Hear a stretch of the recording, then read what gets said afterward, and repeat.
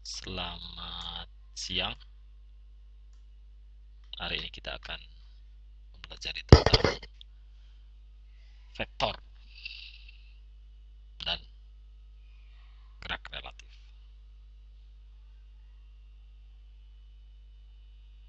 Ini adalah mata kuliah kinematika ya di STT Mandala. Kita telah mempelajari sebelumnya, yaitu gerak translasi di bidang yang terdiri dari gerak rektilinear, kurvilinear, gerak rotasi maupun translasi, kemudian link, kinematic chain, kinematic diagram, kemudian mobilitas atau degree of freedom, perpindahan, kecepatan, dan percepatan. Kita tahu bahwa kecepatan merupakan turunan pertama dari perpindahan, sedangkan percepatan merupakan turunan pertama dari kecepatan dan turunan kedua dari perpindahan.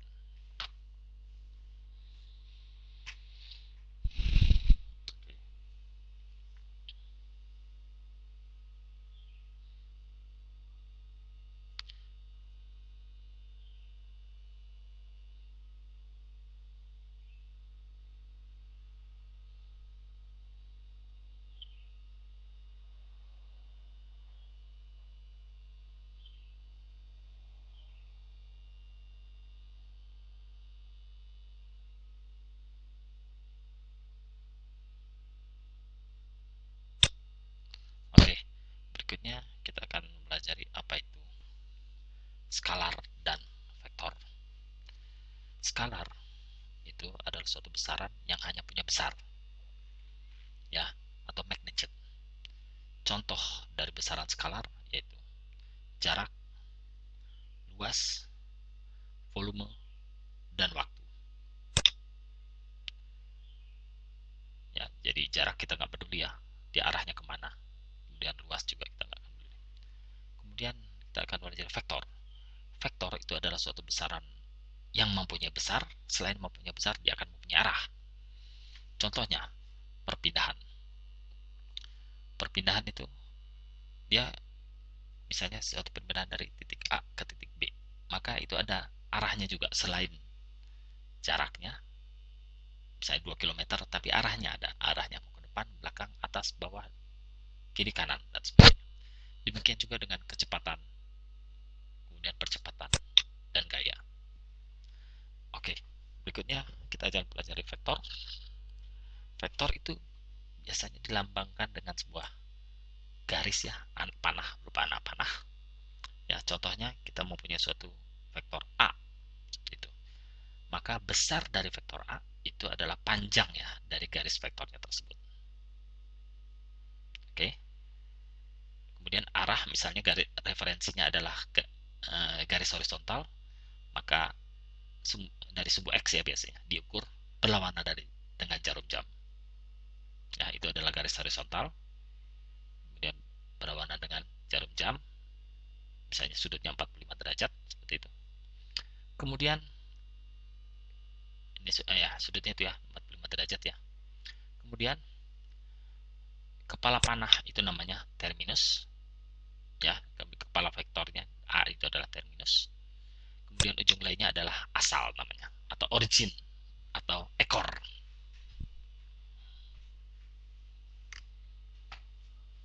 Itu adalah sebuah vektor A ya. Oke, penjumlahan vektor dan pengurangan vektor. Jadi vektor itu bisa dioperasikan sama seperti skalar, bisa ditambahkan dan bisa dikurangi. Contoh untuk penjumlahan vektor,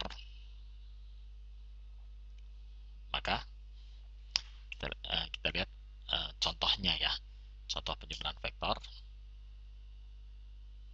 yaitu misalnya kita mempunyai suatu vektor A ya dengan arah dan panjang seperti di gambar ini. Oke, kemudian kita mempunyai vektor B yang mempunyai arah dan panjang seperti itu. Maka kita bisa menggambarkan penjumlahan dari vektor A dengan vektor B. Kita buat vektor bermula dari suatu titik asal O, ya, seperti itu. Kemudian kita tambahkan ya asal dari titik B, kita sambungkan ke terminus dari vektor A, sehingga kita bisa gambar seperti itu. Maka penjumlahan dari vektor A ditambahkan dengan vektor B adalah seperti itu ya, A tambah B. Oke, itu adalah penjumlahan vektor. Karena vektor juga berlaku seperti skalar, berlaku hukum komutatif, maka A tambah B itu sama dengan B tambah A. Jadi bisa dibolak-balik lah ya. A tambah B itu B tambah A. Ya, jadi kita bisa gambarkan seperti ini. Ya, A tambah B itu sama dengan B tambah A. Kita lihat bahwa arahnya dan panjangnya juga sama ya. Penjumlahan dari vektor A dengan vektor B. Oke. Berikutnya pengurangan vektor. Ya, kita gambarkan vektor A. Kemudian kita gambarkan minus dari vektor B, yaitu vektor B tapi mempunyai arah yang berlawanan dari arah vektor B. Panjangnya sama, tapi arahnya berlawanan dari vektor B.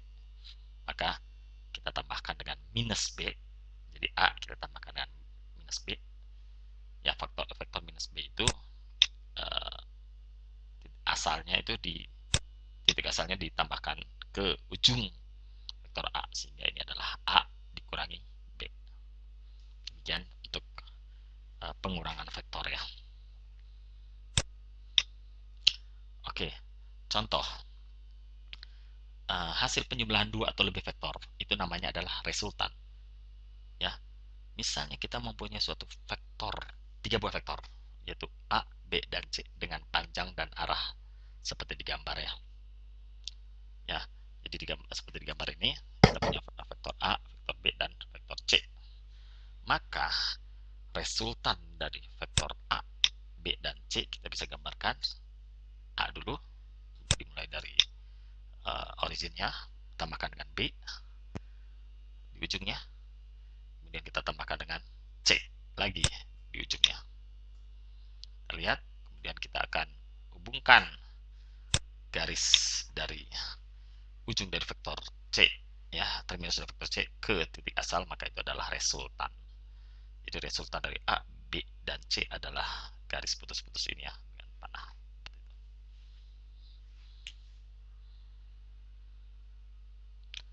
Oke. Demikian juga hukum komutatif itu berlaku ya untuk penjumlahan resultan ini. Kita misalnya mulai dengan C seperti ini, baru ditambahkan dengan A, baru ditambahkan dengan B, maka hasilnya kita bisa dapatkan A ditambah B dengan C. Kita lihat bahwa sama ya, itu ya, arah dan panjang dari A plus B plus C. Berikutnya, pengurangan vektor. Sebuah vektor dapat diuraikan menjadi 2 atau lebih komponen vektor. Contohnya di bidang 2 dimensi, ya, bukan space atau 3 dimensi ya, tapi bidang 2 dimensi, karena kita belajarnya 2 dimensi. Vektor dapat diuraikan menjadi komponen horizontal dan vertikalnya, misalnya ke arah X dan ke arah Y. X horizontal, Y vertikal. Contoh, kita punya vektor A ya, yang mempunyai komponen vektor B dan C. Ya, B dan C itu kita hanya ketahui adalah arahnya saja ya. Besarnya nggak tahu, tapi arahnya seperti itu, di garis putus-putus itu. Ya, jadi B dan C kita hanya tahu besar dan arah saja. Arahnya saja, besarnya nggak tahu. Ya, maka besar vektor B dan C kita bisa tentukan dengan kita tambahkan ya arah vektor B kita tambahkan ke ujung vektor A misalnya, kemudian arah vektor C kita tambahkan ke asal dari vektor A, maka akan ketemu di suatu titik ya, maka kita bisa gambarkan bahwa vektor B itu mulai dari titik pertemuan tersebut ya sampai ke terminus dari A. Kemudian vektor C itu adalah dari asal vektor A ke pertemuan dari arah B dan C tadi ya. Oke. Jadi kita dari sini kita bisa langsung menentukan karena kita udah tahu arah-arahnya dari vektor B dan vektor C. Oke, jadi B dan C adalah bisa dikatakan sebagai komponen dari vektor A. Berikutnya kita punya vektor A yang mempunyai komponen vektor yaitu B dan C. Kita hanya tahu panjangnya ya besarnya saja. Kita tahu arahnya nggak tahu, maka kita bisa gambarkan C dia bisa swing atau berayun dari situ. Jadi C itu bisa bisa di beberapa titik ya, bisa kemungkinan di beberapa titik seperti ini. Kemudian B juga bisa berayun bisa berayun ya. Kita gambarkan dari terminus A itu panjang B ya. B juga bisa berayun antara di garis putus-putus ini ya perputarannya, maka bertemu misalnya di suatu titik di situ ya. Maka alternatif pertama, vektor A mempunyai komponen vektor B dan C.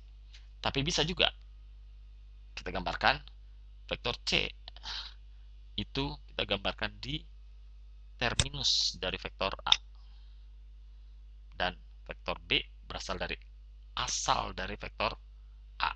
Seperti itu. Kita lihat B itu dia bisa swing di situ.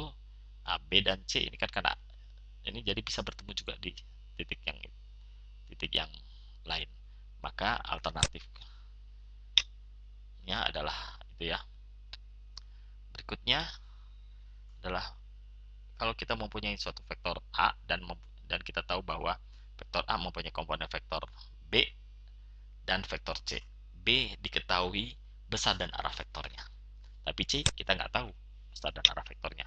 Maka kita bisa gambarkan vektor B seperti itu. Vektor C kita dapatkan dengan menyambungkan terminus dari vektor B dengan terminus dari vektor C. Vektor A. Oke, itu adalah alternatif pertama. Alternatif kedua, ya, B kita bisa mulai dari terminus vektor A, kemudian vektor C juga kita bisa mulai dari asal dari vektor A. Oke, seperti itu. Jadi ada dua alternatif ya, yaitu BC dan BC. B aksen, C aksen. Ya, ada dua alternatif solusi untuk menggunakan vektor A ini. Oke, contoh berikutnya kita punya vektor A, sama juga seperti tadi. Dia mempunyai komponen vektor B dan C. B itu di vektor B kita ketahui arahnya. Vektor C kita cuma tahu panjangnya.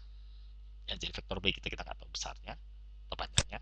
Vektor C kita nggak tahu arahnya. Maka kita tambahkan vektor B seperti ini. Alternatif pertama, vektor B seperti ini, dan kita sambungkan dengan vektor C seperti ini, atau vektor B aksen yang lebih panjang dari vektor B, dan vektor C disambung karena vektor C aksen dengan C ini sama kan. Jadi alternatifnya bisa BC atau B aksen C aksen. Ya, itu adalah cara penguraian vektor yang lain.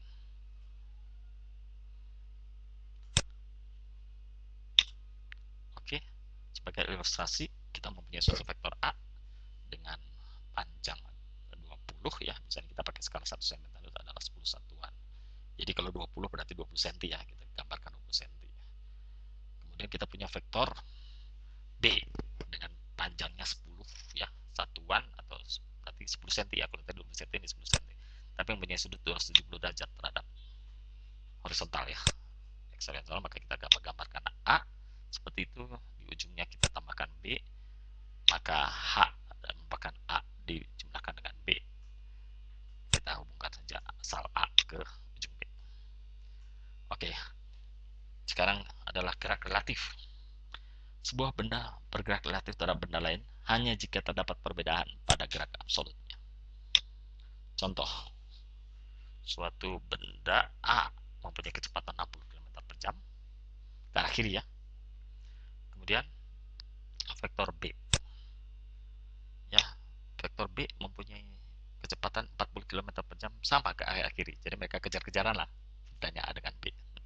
Maka alternatif pertama kita bisa gambarkan vektor A ya sama arahnya ya 60 km per jam ke kiri. Kemudian B kita cari minusnya dari VB, maka arah ke belakang, maka kita dapatkan kecepatan A terhadap B, kecepatan benda terhadap B adalah 20 km per jam. Atau kalau digambarkan sebagai dalam persamaan, VA terhadap B adalah VA dikurangi VB. Oke ya, itu digambarkan dengan seperti itu ya. VA per B itu adalah VA terhadap B. Oke, alternatif lainnya adalah VA-nya dicari minusnya, minus vektor A VA jadi minus VA, kemudian VB-nya tetap ke kiri juga, maka sama kita dapatkan VB terhadap A itu adalah 20 km per jam ya, dengan arah berlawanan dari VA terhadap VB terhadap B, maka VB terhadap A adalah VB dikurangi VA. Itu adalah absolut. Sebagai contoh ilustrasi di sini adalah kita punya vektor VA dan VB dengan arah dan panjang masing-masingnya.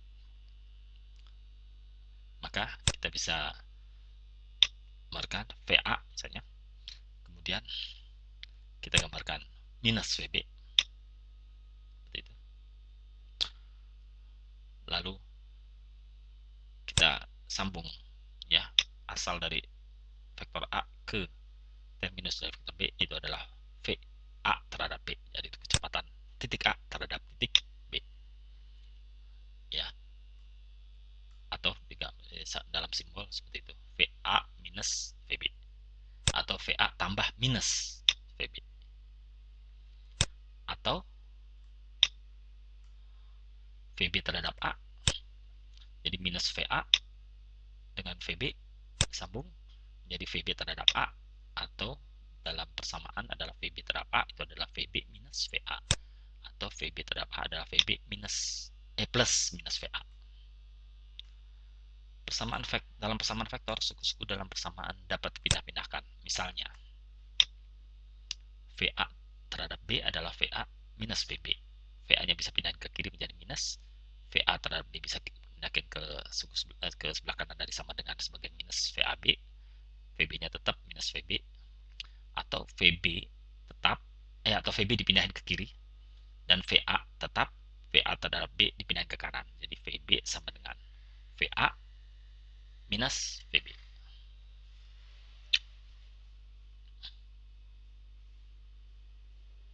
ya.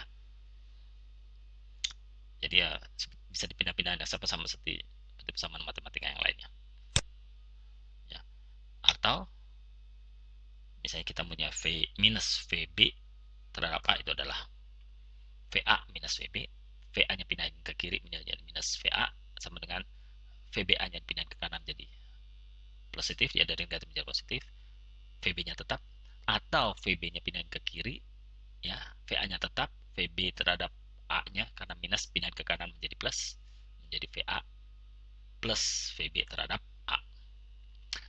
Dari sini kita mau mengambil kesimpulan bahwa apabila kita tahu kecepatan suatu titik A, maka kecepatan titik B dapat ditentukan dengan menambahkan kecepatan titik A dengan kecepatan titik B terhadap A.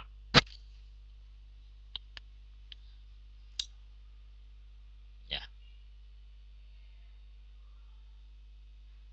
Oke.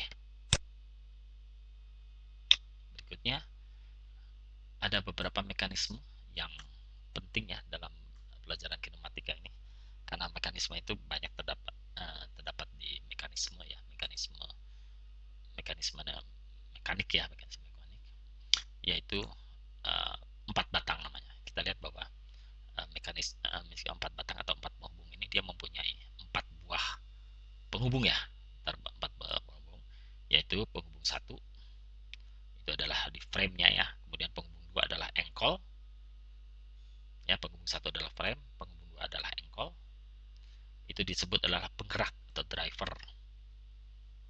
driver, oke. kemudian kemudian penghubung 3 itu adalah coupler ya. Ya, itu penghubung 3 adalah coupler atau penghubung kaku ya, penghubung 3. Ya.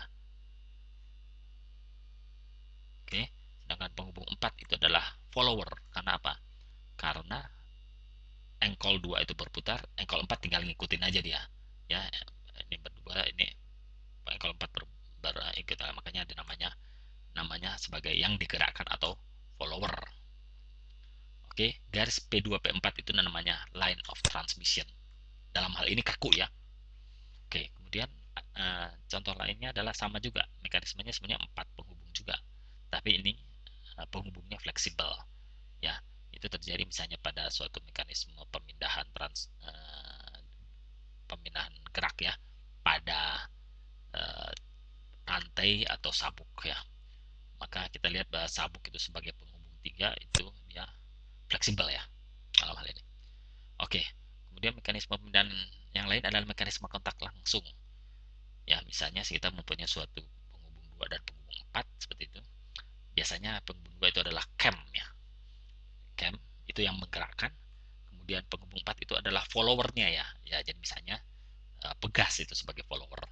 Ya, jadi 2 bergerak maka akan langsung memutar 4. Contoh lain adalah pasangan roda gigi ya. Uh, dia juga mempunyai mekanisme seperti ini.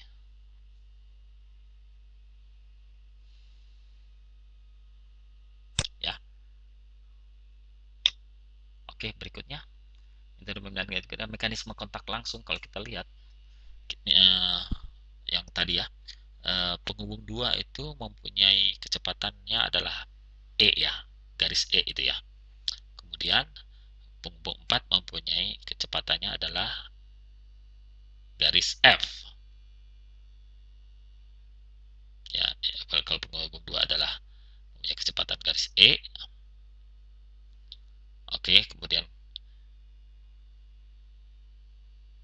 ya, penghubung 4 kecepatannya adalah F. Dari situ itu adalah titik pertemuan antara keduanya. Jadi ada suatu titik P yang merupakan titik sharing antara penghubung 2 dan penghubung 4 ya. Kemudian kita tarik garis lurus ke situ ke bawah, ketemu dengan pertemuan antara perpanjangan garis ya, perpanjangan garis antara O2 dan 4, O4 ya. Itu adalah namanya garis perpindahan dari kontak langsung tersebut ya. Oke ya, jadi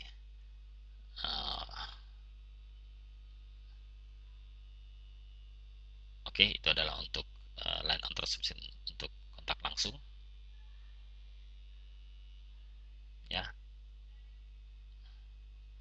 Line on transmissionnya itu adalah common tangent ya, jadi garis tangent ya, garis singgung ya, namanya common tangent, garis singgung dari titik kedua buah benda tersebut. Apabila terjadi kontak gelinding, itu hanya terjadi kontak gelinding dari dua buah dari mekanisme kontak tersebut, dari dua buah penghubung tersebut.